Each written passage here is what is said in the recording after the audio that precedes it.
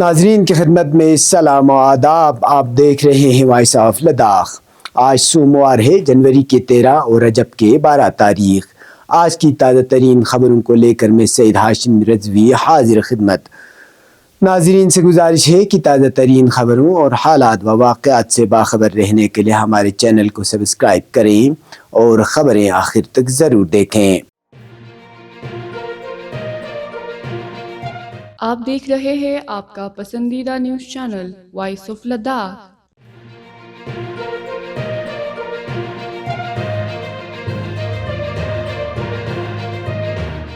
ولادت بسعادت امیر المؤمنین حضرت علی ابن ابی طالب علیہ السلام کی مناسبت پر وائس آف لداخ کی جانب سے اپنے تمام ناظرین کی خدمت میں تبریک و تہنیت پیش کرتے ہیں. وزیر اعظم نریندر مودی نے آج سری نگر سونا مرگ ہائی وے پر بنی زڈ موڈ ٹنل کو عوام کے نام وقف کیا.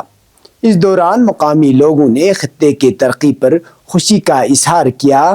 مقامی لوگوں کا کہنا ہے کہ اس ٹنل سے خطے میں سیاحت کو فروغ ملے گا اور روزگار کے مواقع پیدا ہوں گے. وزیر اعظم مودی وزیر اعلیٰ عمر عبداللہ، ممبر پارلیمنٹ میاں الطاف اور MLA مہر علی کا شکریہ ادا کرتے ہوئے مقامی لوگوں نے بتایا کہ وہ سرنگ کے افتتاح کے لیے صبح 4 بجے سے انتظار کر رہے تھے. لوگوں نے امید ظاہر کی کہ اس سرنگ کے افتتاح سے ان کے رابطے کے دیرینہ مسائل حل ہوں گے.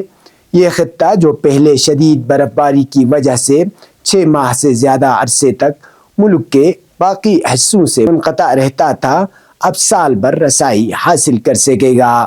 زڈ موڈ ٹنل ایک وسیع تر انفراسٹرکچر کا حصہ ہے جس میں 31 سرنگوں کی منصوبہ بندی کی گئی ہے، جن میں 20 جموں و کشمیر اور 11 لداخ میں ہوں گے. اس بڑے زوجلا ٹنل پروجیکٹ کا مقصد سری نگر اور لداخ کے درمیان ہر موسم میں رابطے کو یقینی بنانا ہے.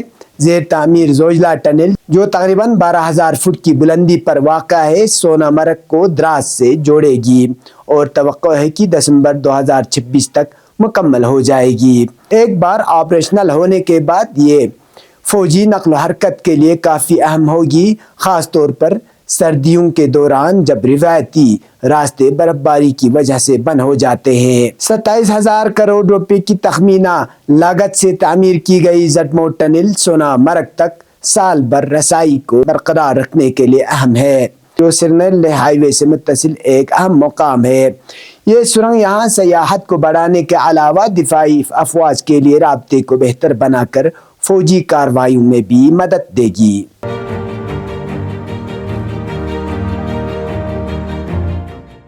تیرہ رجب المرجب مطابق 14 جنوری 2025 کو ولادت بسعادت مولا الموحدین حضرت امیر المؤمنین علی ابن ابی طالب علیہ السلام کی مناسبت سے دنیا کے دیگر ملکوں کی طرح ضلع کرگل میں بھی بڑے پیمانے پر جشن محافل کا انعقاد کیا جاتا ہے، جس کے لیے بسیج امام IKMT کرگل اور انجمن جمعیت العلماء اثنا عشریہ کرگل کے رضاکاروں نے چند روز قبل کرگل شہر کو دلہن کی طرح سجایا گیا ہے. وہی امام خمینی میموریل ٹرسٹ کرگل کے رضاکار شعبہ بسیج امام کی جانب سے سخت سردی کے باوجود گزشتہ 2 روز سے کرگل شہر کے مختلف مقامات پر سبیل امیر المؤمنین علیہ السلام کے عنوان سے سبیلوں کا اہتمام کیا گیا ہے، جو آج دوپہر تک جاری رہا، جس دوران شہر میں آنے جانے والے سبھی افراد ان سبیلوں سے مستفید ہوئے. اس موقع پر جنرل سیکرٹری بسیج امام، ضلع انتظامیہ، MC کرگل، HDFC اور ICIC بینک عملے کا سبیل کے دوران تعاون کرنے پر شکریہ ادا کیا.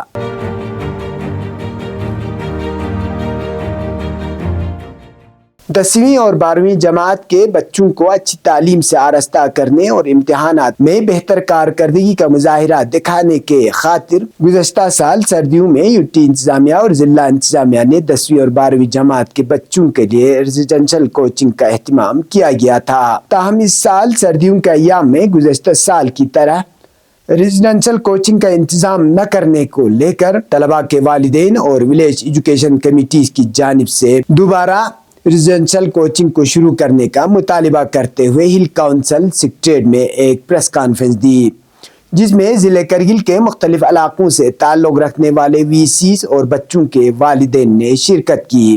اس موقع پر والدین نے زور دے کر کہا کہ ریزیڈنشل کوچنگ بند کرنے سے غریب بچوں کے تعلیم متاثر ہو رہے ہیں، جبکہ مالدار اور ثروت مند اپنے بچوں کو سری نگر، جموں اور ملک کے دیگر حصوں میں کوچنگ کے لیے روانہ کر سکتے ہیں۔ والدین اور وی سیز نے یو ٹی انتظامیہ اور ضلع انتظامیہ سے پرزور اپیل کی کہ ریزیڈنشل کوچنگ کو دوبارہ شروع کیا جائے تاکہ ان کے بچے بھی امتحانات میں اچھے نمبرات حاصل کر سکیں۔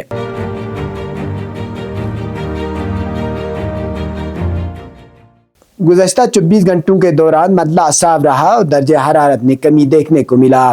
اس دوران کرگل شہر میں درجہ حرارت کم سے کم -12.7 ڈگری سینٹی گریڈ درج کیا گیا۔ اسی طرح لے میں درجہ حرارت -9، زنسکار میں -20.2 اور دراس میں -22.4 ڈگری سینٹی گریڈ ریکارڈ کیا گیا۔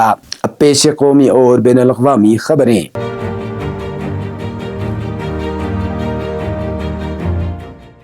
میڈیا کے مطابق ملک کے قومی خلائی ادارے اسرو نے خبر دی ہے کہ وہ اسپیڈکس مشن میں کامیابی حاصل کرنے کے کافی قریب پہنچ گیا ہے۔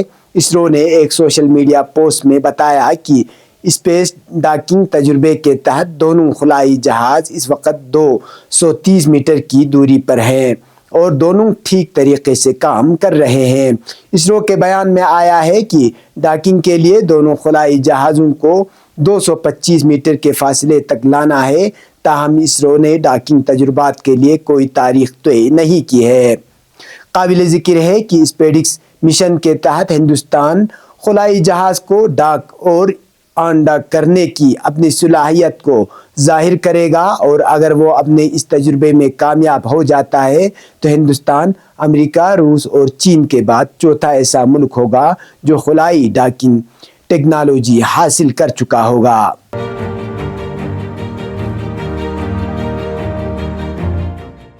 امریکی ریاست کیلیفورنیا کے اہم شہر لاس اینجلس میں جو ہالی ووڈ کا مرکز ہے، لگنے والی آگ پر 6 دن بعد بھی امریکہ قابو نہیں پا سکا۔ اتوار کی صبح تک آگ کی زد میں آ کر ہلاک ہونے والے افراد کی تعداد 16 ہو گئی ہے، جبکہ 13 افراد لاپتہ ہیں۔ یہ تعداد اس وقت ہے جب ایسے تمام علاقوں کو پہلے ہی خالی کروا لیا جا رہا ہے جن کے آگ کی زد میں آنے کا اندیشہ ہے۔ سنیچر کی رات مزید کئی علاقوں کو خالی کرنے کا حکم جاری کیا گیا، جبکہ تیز ہواؤں کی بنا پر لاس اینجلس شہر کے اہم مرکز کو بھی آگ خطرہ لاحق ہو گیا ہے۔ وائس آف امریکہ کی رپورٹ کے مطابق قابو پانے کی تمام تر کوششوں کے باوجود سنیچر کو آگ مزید 4 مربع کلومیٹر علاقے میں پھیل گئی ہے۔ کیلیفورنیا کے محکمہ موسمیات کی یہ پیش گوئی تشویش کا باعث ہے کہ اتوار کی صبح اور پیر کی شام سے منگل کی صبح تک تیز ہوائیں چلیں گی، جن کی رفتار 48 کلومیٹر فی گھنٹہ سے لے کر 112 کلومیٹر فی گھنٹہ ہو سکتی ہے۔ تیز ہوائیں نہ صرف یہ کہ آگ کی شدت کو بڑھا سکتی ہے بلکہ نئے علاقوں میں پھیلا بھی سکتی ہے۔ یہ تھا اب تک کی خبریں، اسی کے ساتھ مجھے اور میرے ساتھیوں کو دیجیے اجازت۔ اللہ حافظ۔